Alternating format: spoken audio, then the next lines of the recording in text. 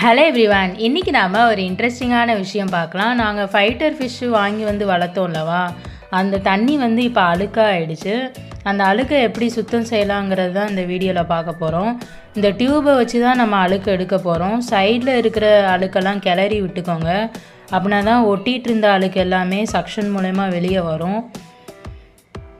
So நீங்கள் தண்ணியை மொத்தமாக மாற்றுறதுக்கு பதிலாக இந்த டியூப்பை வச்சு அழுக்கை மட்டும் ஈஸியாக வெளியே எடுத்து விட்டுறலாம். இப்போது இந்த ஃபிஷ் டேங்க்கில் ஆல்கே படர்ந்து இருக்குது. அது இந்த மீனுக்கு நல்லது தான். ஏன்னா பசுமையான சுற்றுச்சூழல் இந்த மீனுக்கு கிடைக்கும்.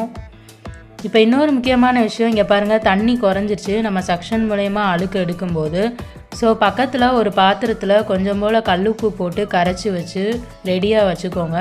தண்ணி குறையுமே நீங்கள் தண்ணியை உள்ளே ஊற்றிடுங்க இந்த மாதிரி. அப்படின்னா தான் இந்த மீன் ஜம்ப் ஆகி வெளியே போக வாய்ப்பு